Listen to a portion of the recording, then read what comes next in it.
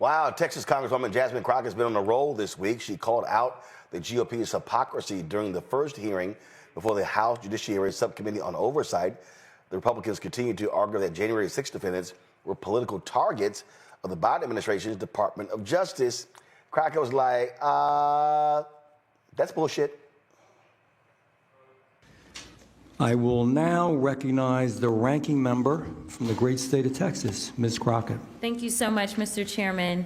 I just want to level set on a few things because my head has been spinning from some of the testimony that we have heard today.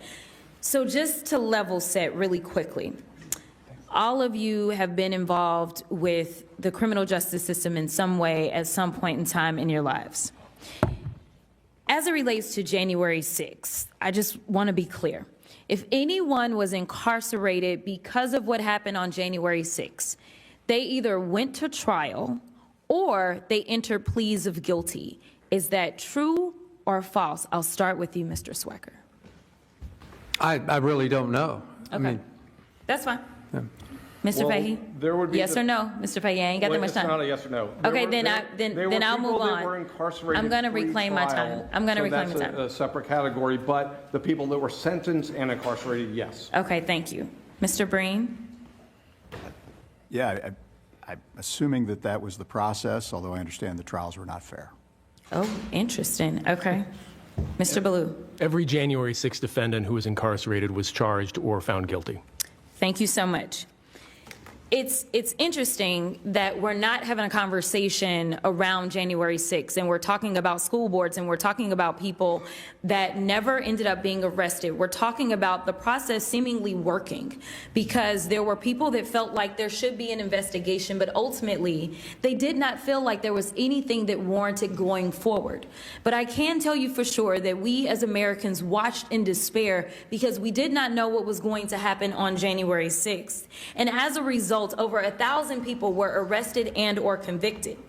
But the first day, the first priority that the sitting president had was to release these criminals. So while we're talking about whether or not we're going to be safe, I want to clarify these weren't little innocent folk that were running around and were persecuted as it was made out to be. In fact, we know that the day after one of those defendants got out, he was rearrested on a firearm charge. We know that soon after another defendant got out, he was arrested for child solicitation. We know that after another one got out, he was actually killed by law enforcement in a confrontation. And we know that after another one got out, she was sentenced because of a fatal car crash that she caused. So I want to be clear. In this country, we should believe in law and order. And I am going to be honest because much like Mr. Breen, the only time that I ever entered a criminal courthouse was in defense of someone, in defense of the accused. And it is because I believe in the Constitution. I believe that everyone has the right to due process. And as a defense attorney, I should show up ready, and I am hoping that the system works. But I say hoping because nothing on this earth is perfect. And one of the things that I actually used to take a lot of issue with was the fact that I did believe that there was a two-tier justice system. This is not something that the black community somehow woke up and said, oh, this is a new thing, although we're talking about it and we're meaning it in different ways because all of a sudden you had somebody with more power than arguably anyone in the world, and somehow Lady Justice found him too. And I say Lady Justice somehow found him because it was grand juries that had to indict him. And then ultimately, he was found guilty of 34 counts of felonies, at least in one courthouse. We know that the other cases never proceeded for various reasons. We also know that when he entered into civil courthouses, he was found liable for various things.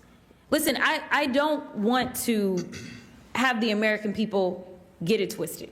I don't want them to be confused and believe that just because somebody is a prosecutor or just because somebody brings a case, that somehow that is weaponization. If they bring it forward and if the justice system works the way that it's supposed to be, Mr. Breen, you talked about how your client was found not guilty, and I'm guessing that you accept that jury's verdict. Certainly. You accept that jury's verdict for your client? Absolutely. Okay, but I got to move on to a few other things really quickly. Christopher Wray. Mr. Ballou, do you know who that is? Yes.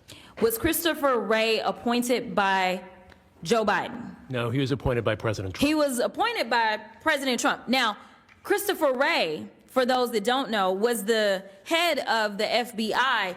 And Christopher Wray, was he fired by Joe Biden just because Joe Biden was a Democrat that came in? No. In fact, Christopher Wray left the FBI when Trump threatened to fire him, but Christopher Wray still had time on the clock, didn't he? He did. So any prosecutions that took place, they actually took place under the Wray FBI department. Is that correct? That's correct. Okay. And the last thing, I know, Mr. Chair, I'm running out of time, just real quick. The last thing that I want to ask, because we've talked about the mayor of New York, is he a Democrat or a Republican?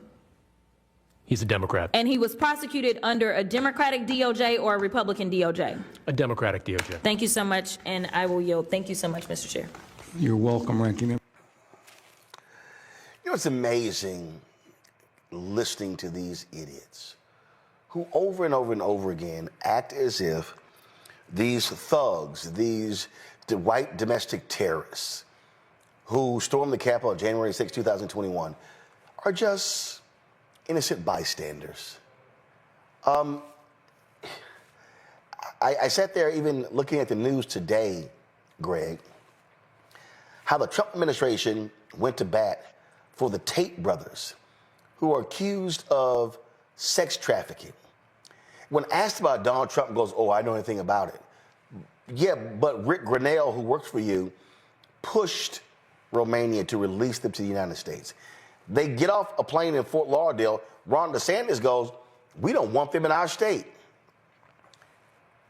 Donald Trump is in love with criminals and thugs and racist. All these people who, oh, I know he's bad, but I voted for the policies. No, you voted for all of it.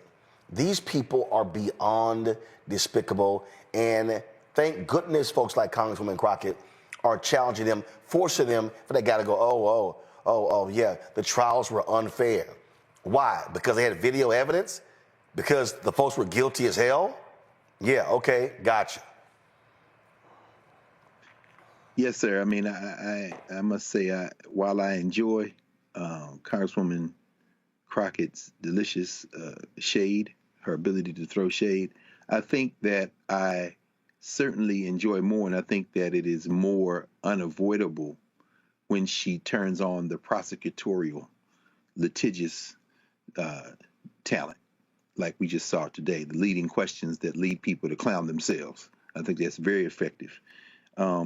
Clearly, there's a split in MAGA world. This Tate issue splitting those more quote-unquote conventional social conservatives, the handful that are left, from the white nationalist manosphere types like Donald Trump.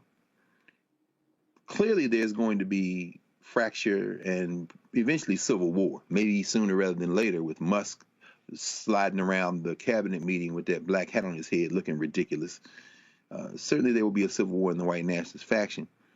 And we have to put the pedal to the metal. Certainly Congressman Jeffries is not built like that. He's more in the conventional mode. Certainly identifying someone like Elise Slotkin to give the response to Donald Trump's State of the Union is a signal that the Democratic Party leadership still doesn't get it. So the question facing the Democrats now is the one that is always facing them, except now all the hiding places have been laid bare, and it is this. Are you going to yield more time and space to the Jasmine Crockett's, to the Maxwell Frosters, to the Ocasio-Cortezes, to the Johanna Hayes, who was incredibly effective in some questioning I saw her engaged in a couple of days ago? Are you going to get out of the way of these people and let people fight? If you combine that with the kind of whistle past the graveyard, hope and pray strategy of the Jeffries and the Schumers and the Slotkins of the world, then you might be able to cobble a coalition together that will be able to move and do something once this civil war bursts into open conflict, as these benefits and as these jobs continue to be hacked away at by the white nationalists like Elon Musk. But I guess time will tell.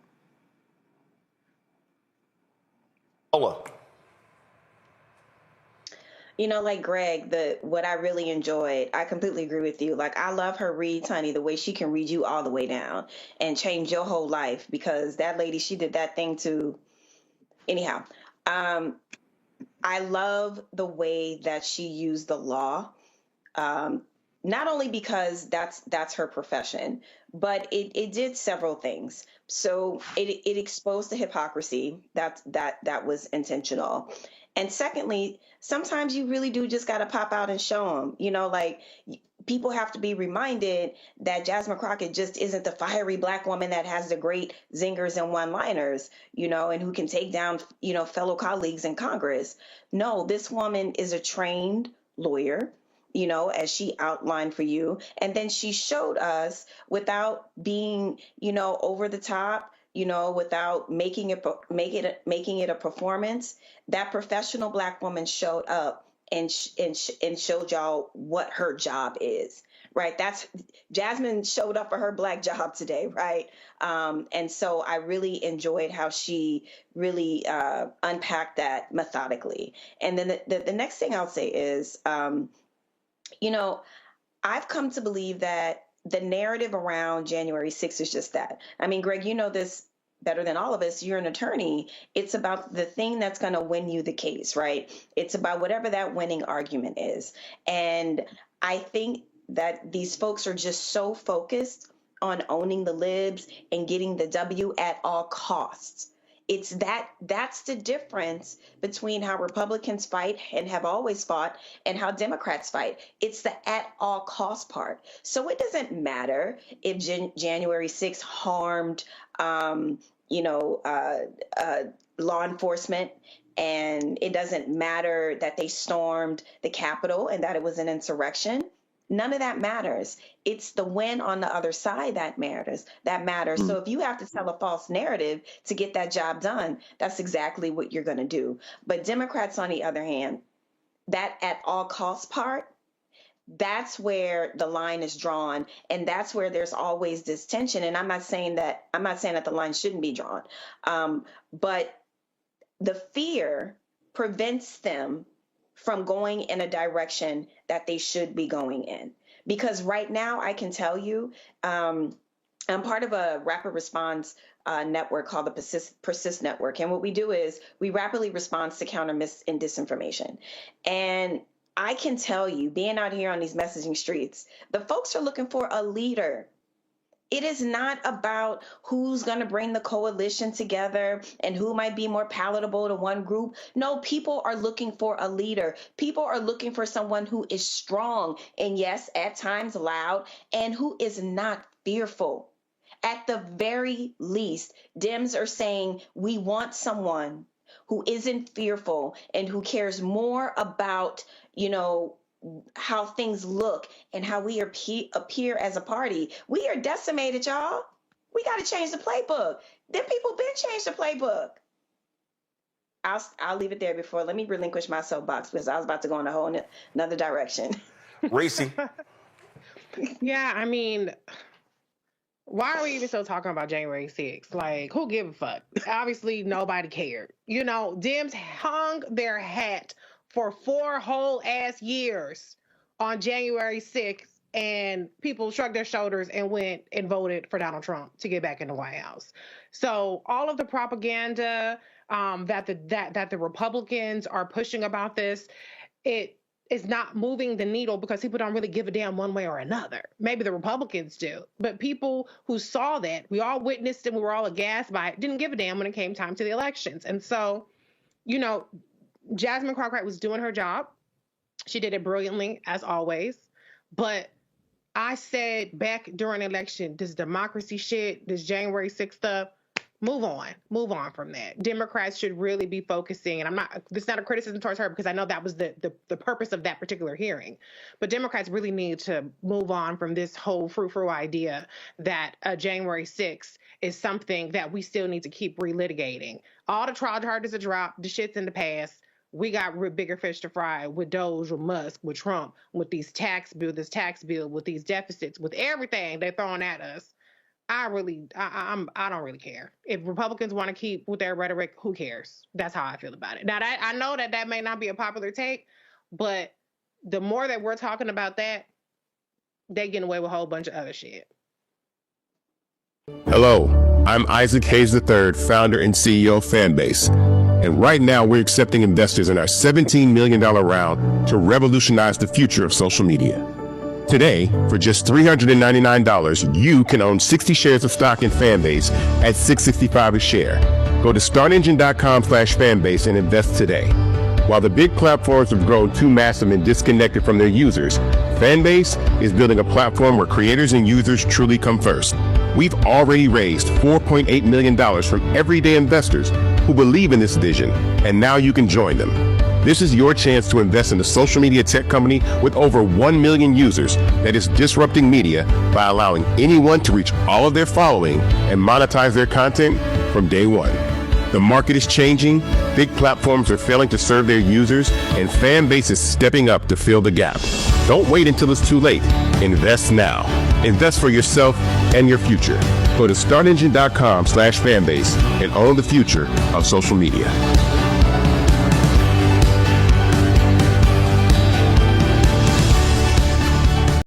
The Park of Secrets. In the year 2060, near the heart of Florida, just a stone's throw from Disney World, stood a theme park unlike any other, a place known as the House of Secrets. It was a magical park, much like a state fair, filled with towering rides, carnival games, and parades that drew people from all over the world. But among the grand Ferris wheel and the colorful day parade, there was one attraction that outshined them all, the parade princess, a mesmerizing mermaid named Kenya. Kenya was a sight to behold. At 22 years old, fresh out of college, she had the kind of beauty that drew people to her like moths to a flame. Her brown skin glowed under the park lights, her hair a stunning mix of purple and pink that cascaded over her shoulders. Little pink hearts adorned her cheeks, and a ribbon of color stretched across her nose. But it wasn't just her beauty that made her special. Discover the magic of the Park of Secrets. Step into a world of wonder with the Park of Secrets, a heartwarming tale by Ariel Williams that will captivate your imagination. This enchanting story is now available exclusively on Lulu Books.